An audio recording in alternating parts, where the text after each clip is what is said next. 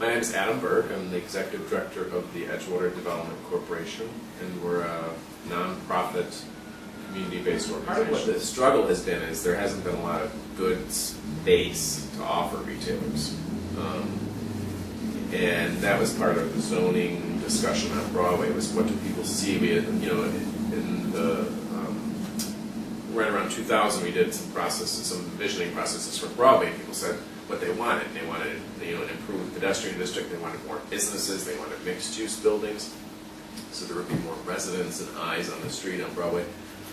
But then when the zoning discussion happened, some people started backing away from that and thinking, maybe we don't want change on Broadway. And the problem is if there's no new development, there's going to be no new spaces. There's a lot of, one-story buildings that can't afford the taxes even, let alone a mortgage or the just carrying costs for the property.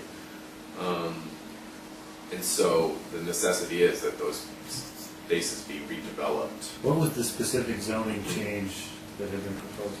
The existing zoning, people focus primarily on height and not on what they wanted for the street, which we had already done a few years ago, was what you want for the street. So we recommended to the aldermen that they retain the existing zoning, because that would, except for people said they did not want the uses that have been abundant on Broadway, like auto-oriented uses such as car repair garages, the body shops, things like that. They didn't want that so much anymore in the strip malls. They wanted things that held the street wall, and they wanted, businesses that would be things that you would walk to as well as drive to. And in order to make that happen, a lot of the properties would need to be redeveloped. In order to make that happen, you have to have the right zoning that creates the financial incentive for people to buy that property and redevelop it. And so but the uses, the types of uses that could happen on that property, we recommended the downzoning of Broadway to B1, which determines what uses can happen there. Because the B3, which was the old use district designation for Broadway, mostly it was all B3, would allow things like huge big box stores, and a lot of the auto-oriented uses people didn't want, storage facilities, things that people, if you look at Hollywood and Broadway, which is this major transportation intersection, it should have a bunch of great retail, but it doesn't, because there's storage facilities there and things that aren't helping make it a retail destination. So we recommended B1, and everyone agreed on that. The focus became on the height. People were scared that Sheridan Road would come over to Broadway when we were talking about a difference between 4 stories and 6 stories in the zoning designation. We recommended B1-3. People wanted it to be downzoned to -1 or -2, so that -2, so that you would have a maximum height of 4 stories. But people focused only on the height, and you have to look at the entire package deal. And really, most buildings, even in -3, if you look around the city in most -3 districts, the buildings are 4 stories.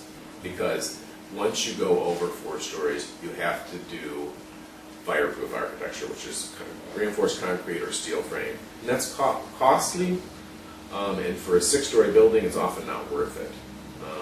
And so for those extra 2 stories, what the developers will do is simply take advantage of the increased density that the -3 allows, the greater number of units, but not the height, because then you start getting into this more costly construction. So where does the zoning stand now on Broadway? It's split in 2. The east side, most of the aldermen asked for the block clubs to weigh in on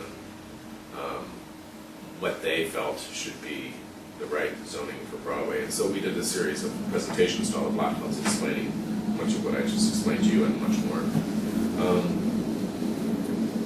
And most of the block clubs on the west side said they wanted -2, and the block clubs on the east side said they wanted -3, because the block clubs on the east side realized we want development. The block clubs on the west side, which they're a lower density neighborhood than the east side, were afraid of the height, and so they went with -2, which is a maximum of 4 stories. But the problem with the -2 is that the property is already so costly that you end up getting kind of cheap construction because they have to cut corners somewhere in order to be able to sell the property, the resulting property that they develop, because the property is, the land itself is already so costly that it eats into what you can spend on the construction. We'll wrap up here, Adam, but I've always been curious, Edgewater, especially on the lake, seems so dense to me, and all those high rises, all those people, a lot of them obviously with a lot of disposable income there. And I was always surprised that the side streets like, well, not really side streets, but those arterial sort of streets like Bryn Mawr, Granville, Thorndale, that those didn't sort of take off, earlier. It just seems like, given the population and given the L stops, that those would be really right for businesses. Was safety much of an issue, or what do you think has held those streets back in some ways? Well, I mean, the history of the neighborhood was in the 60s and 70s. It really declined, particularly the residential, and that led to a decline in the commercial districts. And safety, people have a perception of safety as being a problem. If you ask the police, they say that the neighborhood's one of the safest in the city. So, nonetheless, the commercial districts declined, and our organization, this predates my arrival here, decided we're going to focus on one street, chose Bryn Mawr, and did a great. They had a lot of success there. And so now we want to replicate that elsewhere. But yes, there's the population density here to have some great retail. You just have to, when the commercial, when the economy is in the right kind of gear and growing, is when you need to take advantage of that. And now, of course, we're maybe slowing down a bit, so we may see less new commercial, but we're still seeing an interest in businesses. Less interest in new development, but a lot of interest in new businesses. It's just, I think now is the time for it to happen here. It's just after, in the 80s and 90s, the residential really came back, and commercial always lags that. So now it's really starting to happen. And plus, retailers have not been keyed into the urban market.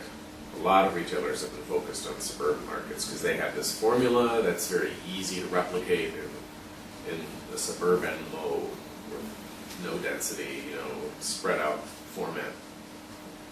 But now they've tapped that market, so now they're starting to look at the urban market much more.